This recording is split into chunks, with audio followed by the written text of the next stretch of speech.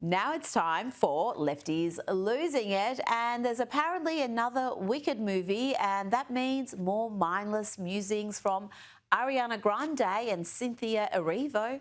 Do you have a message for the queer fans who are watching this? We love you, we love you, we love you. We love you, we love you, we love you. And Oz has always been a queer place, a safe place for queer people, for every different color of the rainbow, for everybody. Read the L. Frank Baum books. It's the truth. You're safe with us. We love you so much. That part. The gayer, the better. Do you have a message for the Gelfie stars? Oh, we love you too. We love you too. Where is our camera? Great. Now we have another mostly peaceful moment. You remember the original during the BLM riots. That was some of CNN's worst work. And CBS wants to emulate that fake news by this report characterising a violent Antifa riot at Berkeley. As you guessed it, mostly peaceful. Yeah, things have been lively here. While that Turning Point USA event is still happening inside, protesters have been out here for hours. You can see them still here behind me. They have been chanting, just a very, very lively scene out here. While things have been mostly peaceful, there have been some tense moments. Earlier this evening, there was a scuffle that broke out where two men started fighting. UC Berkeley police had to break up that interaction. Later, someone was throwing smoke bombs. Are you kidding me? Just smoke bombs? Really? And, oh yeah, the violent Antifa thugs attacking people attending a Turning Point USA event. That's characterised as mostly peaceful, even as attendees are abused, threatened and bashed. As for her claim that just two men were fighting, well, that was wrong too. One man, a lefty called Jihad, allegedly attacked the victim, who was left bloodied. And I say allegedly because he's already been arrested and charged with assault. And of course, CBS were keen to platform another lefty losing it, a woman with a septum ring who can't tolerate people with views that differ from her warped view of the world. Turning Point USA should not be here, and they are like a fascist organization, and nobody here agrees with what they are saying. And obviously Charlie Kirk has been a big issue with like a lot of college campuses and people on college campuses, so we just think, like, I mean, obviously I didn't really follow him a lot, but knowing what he did and knowing the things that he was saying, it's just like vile and disgusting. So we don't want to support his organization, and I don't think that the Berkeley chancellor should have let them come here. Now to alleged comic Chelsea Handler, and I say alleged because she ain't funny, but she is indulging in cancel culture by encouraging people to boycott an ever-increasing list of companies. Every Saturday, they're listing 10 new companies to boycott, and they're giving you background reasons, what they're affiliated with, who they give their money to, and who is profiting off of things like ICE, profiting off of ICE detention centers and all that stuff. But so, like, I'm feeling a lot of momentum. I'm feeling really, really supercharged and happy and powerful and hopeful. I feel hopeful again. Oh, she feels hopeful again. You know, I kind of feel a little sorry for her, so I won't say what I was going to say, but thinking it. Let's hear now from Jon Stewart, who doesn't feel hopeful at all. He is distraught because his beloved Democrats folded, just like his beloved Giants. Not only did the Democrats and Giants lose in the same, I can't f***ing believe it, manner, they sound the same doing it. It's natural and appropriate to feel deep disappointment. Disappointing outcome. It was not the result many of us wanted. Want to get the results that you hoped for and came up short? It never feels good to come up short. We came up short, and that was a tough one. You learn and you prepare to do better in the future. You're always learning and trying to be better. Well, not enough wins. Not enough wins. We will win. We will win. We will win. We won't rest. We won't rest. Now, America and indeed the world dodged a bullet, an incoherent, incompetent bullet, when Kamala Harris failed to buy her way into the presidency. Remember, she outspent the Trump campaign by an enormous margin, and despite losing in spectacular fashion, she seems to think she outsmarted President Trump. She was playing three-dimensional chess.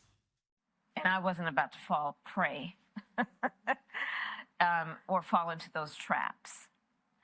And part of his strategy and those around him was to try and take me off our game and message.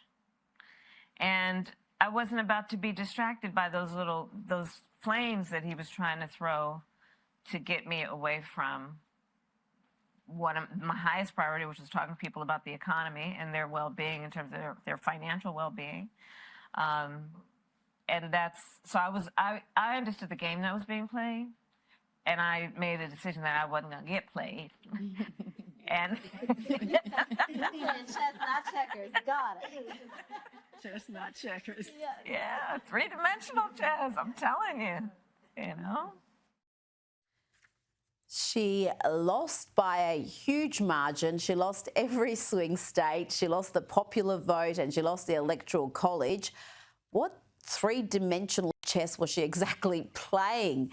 Joining me now is political advisor and commentator CJ Pearson. CJ, what is Kamala talking about? I don't think Kamala knows what she's talking about in this case, right? And if she was playing three-dimensional chess, she was very bad at it, almost as bad as being a politician. So either way, she's not good at this chess thing, not good at this politics thing. Is Kamala Harris good at anything? I'm struggling to answer that question. Now, I'm interested in your take on the growing conflict within conservative ranks. There's two sides battling it out. Ben Shapiro's on one side, Tucker Carlson on the other.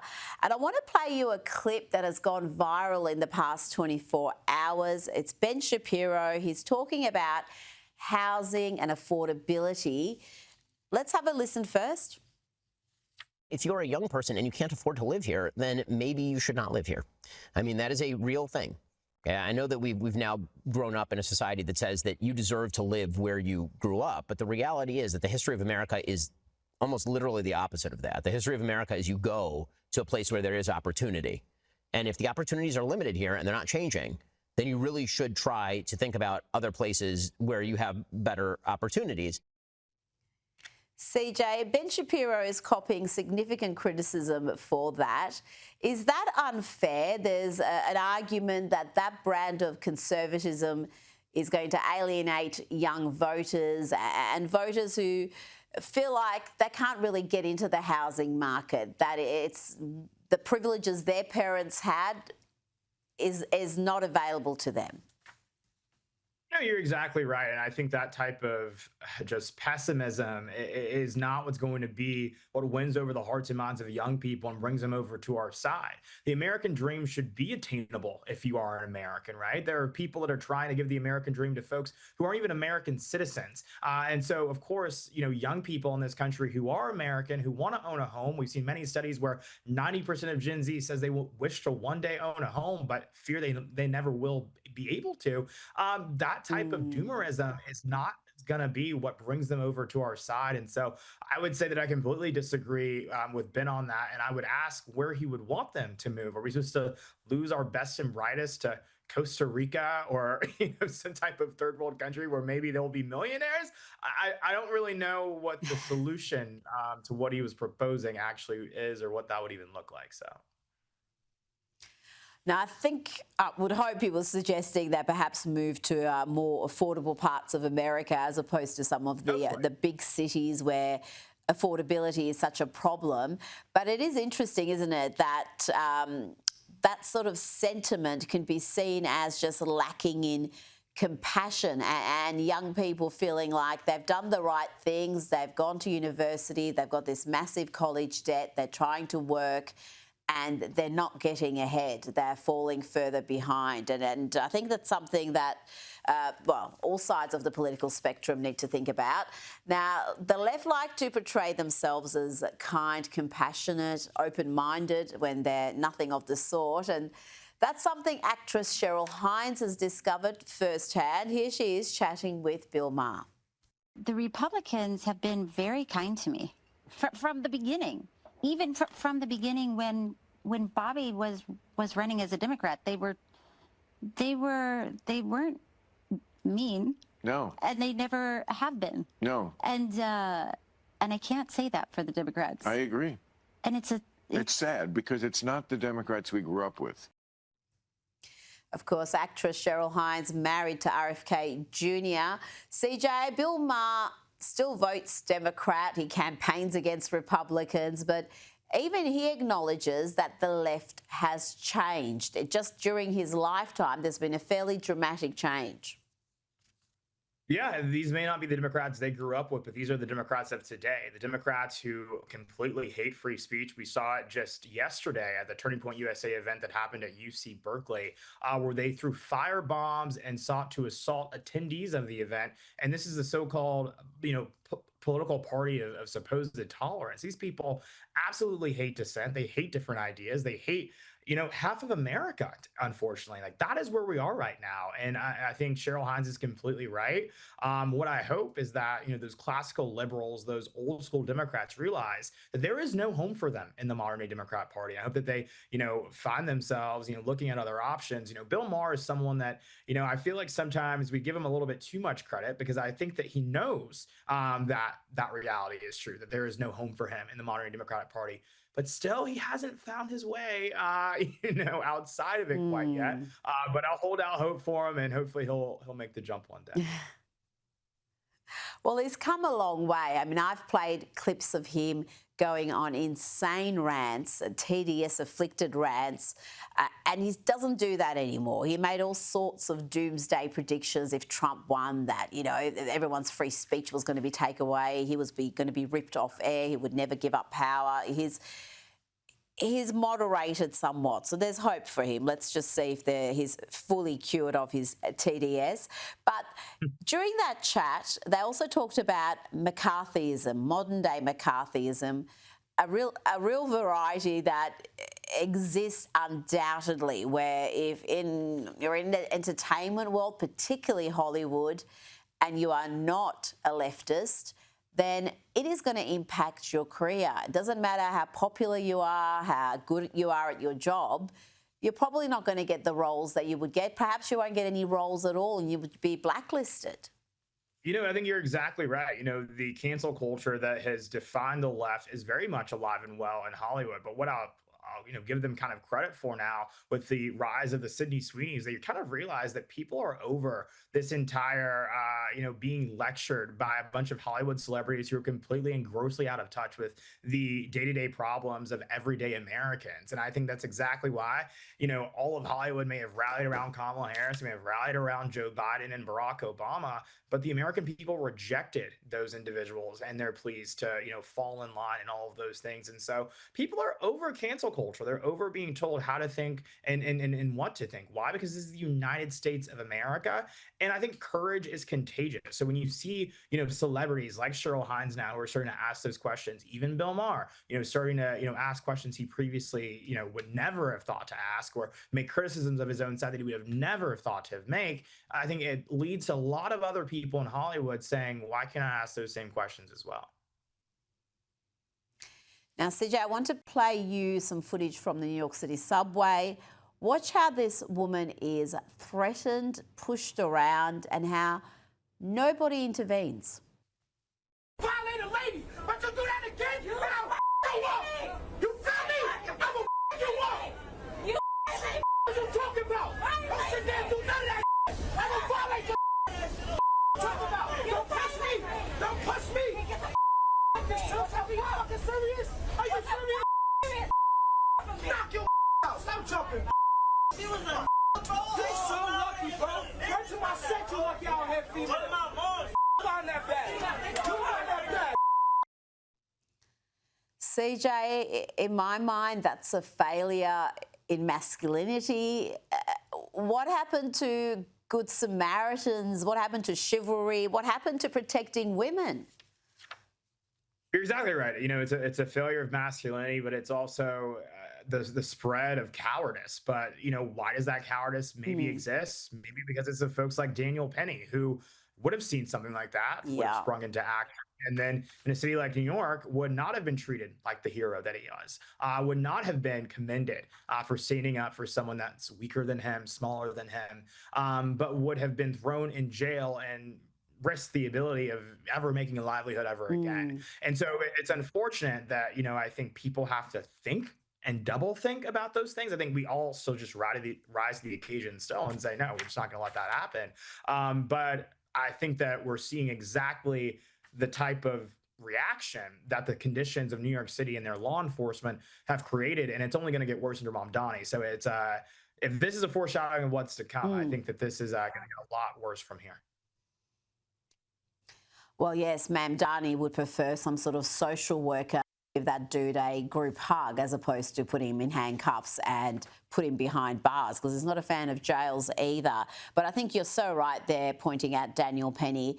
What happened to him is absolutely shameful, and I think it has a long-lasting impact. I think those who perhaps would have intervened will remember that case, and they will think about themselves. They won't step in to help a stranger when their lives could be turned upside down. Now, before you go, tell me about California Governor Gavin Newsom. He's been doing a victory tour in Texas after his Proposition 50 referendum got up. The California ballot initiative passed quite easily in the end.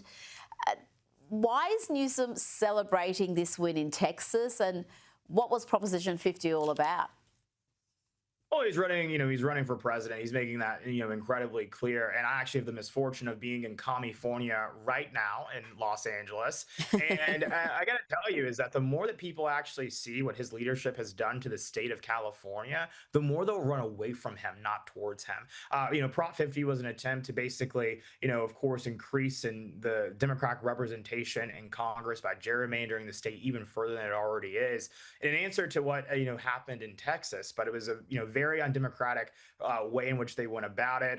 It was a way that actually conflicted with their state's constitution. They were forced to, put this proposition on the ballot to amend that constitution. And of course, there is a, multi-million-dollar effort funded by George Soros and many of his allies to do so. And so, but here's the deal. I think that, again, as I said, as more people learn about Gavin Newsom, his actual record in the state of California, they'll want nothing to do with him. And so I wish him the best in his presidential campaign, but I think he'll run into the problem that he's probably a little bit too straight and white for the Democrat Party to be at the head of that ticket. So we'll see. CJ Pearson, thank you so much for your time. First, the ABC is ignoring calls for an investigation into a Four Corners episode in 2021, which aired a doctored, misleading edit of Donald Trump's January 6th speech. It follows the resignation of the BBC's Director General, Tim Davie, and Head of News, Deborah Turness, for airing similarly doctored footage.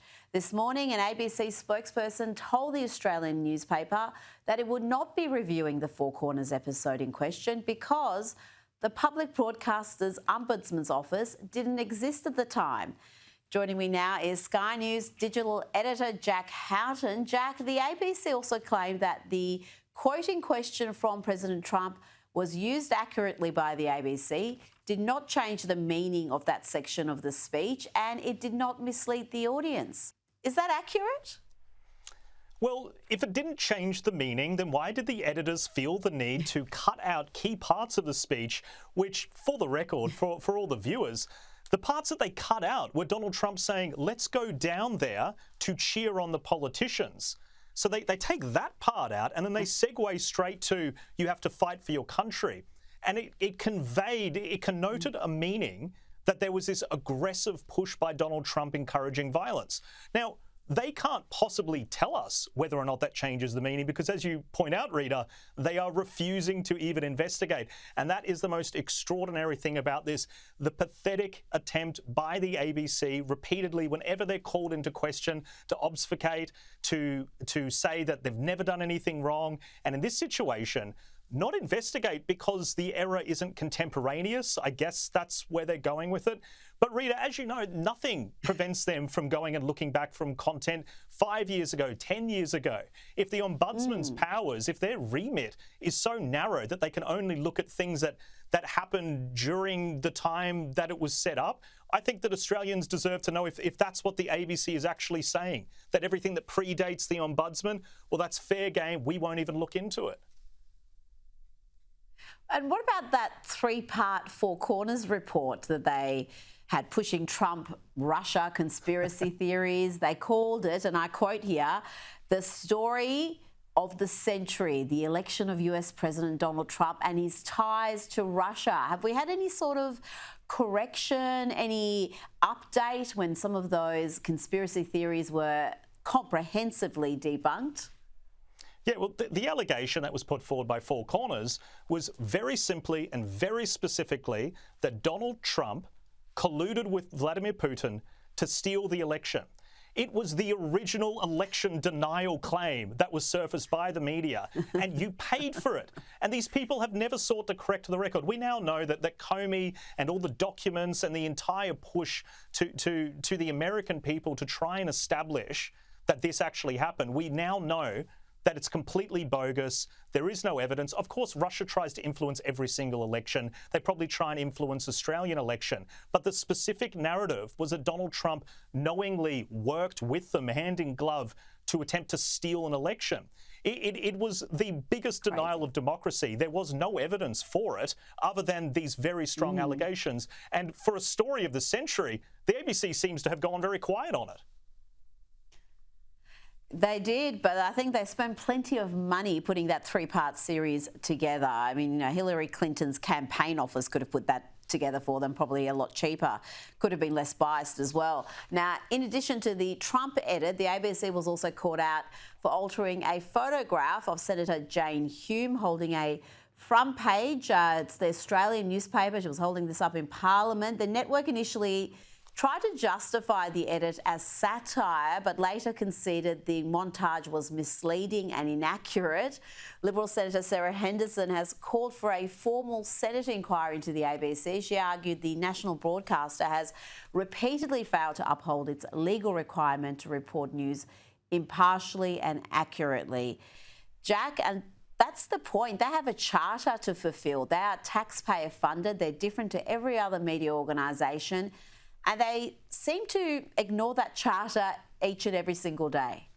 Yeah, well, exactly. The charter's irrelevant if the ombudsman just refuses to look at things. And I also want to make the point, satirical content produced by the ABC in a supposed news program, if that is the excuse, it's really convenient how the satire always seems to be against conservatives. And there is something that's a little bit more insidious about this story, because yes, they have shamelessly doctored the photo of the Australian to put the coalition MPs there, but the functional purpose for putting them there was to make fun of them for having the policy debate about net zero.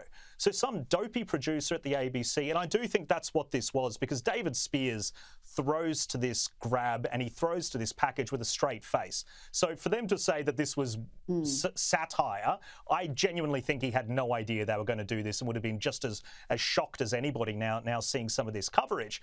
But it goes to this package with this goofy music and this voiceover saying that the coalition just keeps trying to make the story about themselves. It was an effort to mock the coalition, and based on the people that I'm talking to in the coalition, this is kind of like a straw that broke the camel's back situation. It's so plain to see the bias that the ABC has against anybody that's in the coalition that they're now feeling a little bit more comfortable to call for things such as a Senate inquiry, because I think that a lot of these senators are feeling we have no choice. There is $1 billion a year organisation which is actively working against us, and when you have a responsibility over discourse... Jack, they have worked against the coalition for years, and whilst in power, they do nothing about it.